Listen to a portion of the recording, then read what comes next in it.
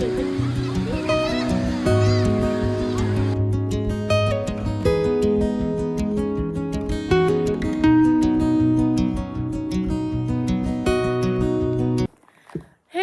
Welcome back to my today's vlog. Actually guys ನಾವು ಇವತ್ತು ಹೋಗ್ತಾ ಇರುವಂಥದ್ದು ಉಳ್ಳಾಳ ಮತ್ತು ಪಣಂಬೂರು ಬೀಚ್ ಕಡೆ ಹೋಗಬೇಕು ಅಂತ ಇದ್ದೀವಿ.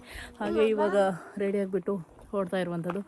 ಸೊ ಬನ್ನಿ ಇವತ್ತಿನ ವ್ಲಾಗ್ನ ಕಂಟಿನ್ಯೂ ಮಾಡೋಣ. ಬನ್ನಿ ಕುಯ್ ಕುಯ್ದಿ.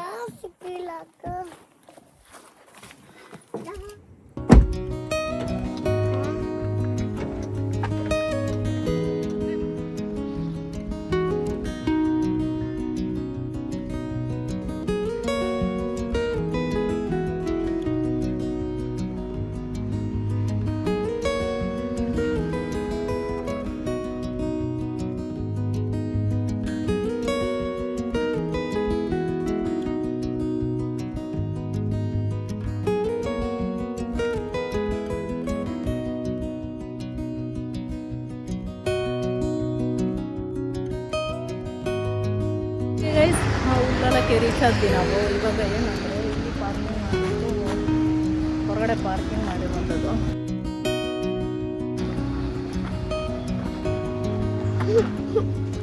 ಇಲ್ಲಿ ಪಾರ್ಕಿಂಗ್ ಮಾಡಿಬಿಟ್ಟು ಇವಾಗ ಊಟ ಮಾಡಿಬಿಟ್ಟು ಬರೋಣ ಅಂತ ಹೋಗ್ತಾ ಇದ್ವಿ. ಆಮೇಲೆ ಜಿಯಾರತ್ ಮಾಡಿಬಿಟ್ಟು ಸೀದಾ ಪಣಂಬೂರು ಕಡೆ ಹೊರಡುವಂಥದ್ದು.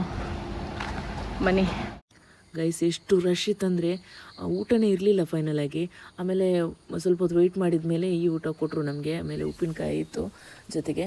ಆಮೇಲೆ ಜಿಯಾರತ್ ಮಾಡಿಬಿಟ್ಟು ನಾವು ಅಲ್ಲಿಂದ ಸೀದಾ ಪಣಂಬೂರು ಬೀಚ್ ಕಡೆ ಇವಾಗ ಹೊರಡ್ತಾ ಇರುವಂಥದ್ದು. ಸೊ ನಾವು ಪಣಂಬೂರು ಬೀಚ್ನಲ್ಲಿ ಎಂಜಾಯ್ ಮಾಡಿಬಿಟ್ಟು ಬರೋಣ. ಓಕೆ,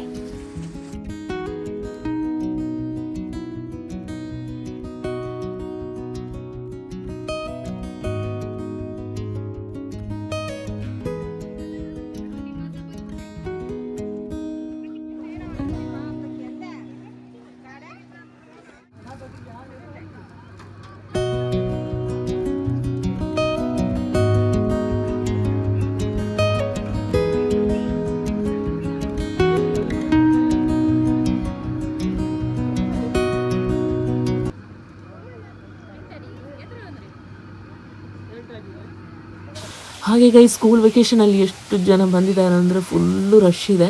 ಸೊ ನಾನು ಕೂಡ ಬೀಚ್ಗೆ ಇಳಿಯೋದಿಲ್ಲ ಅಂದ್ಕೊಂಡು ಬಂದದ್ದು. ನನಗೆ ಸ್ವಲ್ಪ ನೀರಿಗೆ ಖಾಲಿ ಹಾಕೋದಿದ್ರೆ ಸಮಾಧಾನ ಇರೋದಿಲ್ಲ. ಆಮೇಲೆ ಮಕ್ಕಳು ಕೂಡ ಡ್ರೆಸ್ಸೆಲ್ಲ ತೆಗೆದ್ಬಿಟ್ಟು ನನ್ನ ಕೈಯಲ್ಲಿ ಕೊಟ್ಬಿಟ್ಟು ನೀರಲ್ಲಿ ಆಟಾಡ್ತಾ ಇದ್ದಾರೆ. ಸೊ ಎಂಜಾಯ್ ಮಾಡಲಿ, ಯಾವ್ದು ಕರ್ಕೊಂಡು ಬರೋದಿಲ್ವಲ್ಲ.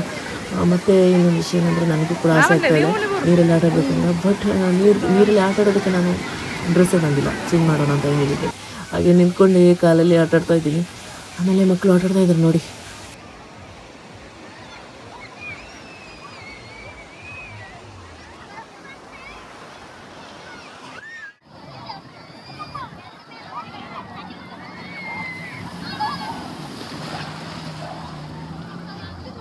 ಹಾಗೆ ಗೈಸ್ ಫೈನಲಿ ಏನು ಗೊತ್ತಾ, ಫೈನಲಾಗಿ ಇಂಥ ಚಾಟ್ ಮಾಸ್ಟರ್ ಶಾಪ್ಗೆಲ್ಲ ಬರುವಂಥದ್ದು ಕಾಮನ್. ಹಾಗೆ ಪಾನಿಪುರಿ, ಸೇವ್ಪುರಿ, ಬೇಲ್ಪುರಿ ಅಂತ ಹೇಳ್ಬಿಟ್ಟು ಅದನ್ನೆಲ್ಲ ತೊಗೊಂಡ್ಬಿಟ್ಟು ತಿಂದು. ಅಷ್ಟೇನು ದೊಡ್ಡ ವಿಶೇಷವಾಗಿ ಏನು ಟೇಸ್ಟ್ ಇರಲಿಲ್ಲ. ಮತ್ತು ಅಲ್ಲಿ ವಾಸನೆಗೆ ಯಾರು ತಿನ್ನಲಿಕ್ಕೂ ಇಲ್ಲ, ನಾಯಿಗಳ ರಾಶಿ ಕೂಡ. ಹಾಗೆ ಹೊರಗಡೆ ತಿಂದರೆ ಒಳ್ಳೇದಿತ್ತು ಅಂತ ಅಂದ್ಕೊಂಡ್ವಿ. ಆಮೇಲೆ ಸೀದಾ ನಾವು ಮನೆ ಕಡೆ ಇವಾಗ ಹೊರಡ್ತಾ ಇರುವಂಥದ್ದು. ನೆಕ್ಸ್ಟ್ ವಾಗ್ನಲ್ಲಿ ಸಿಗುವ. Okay guys.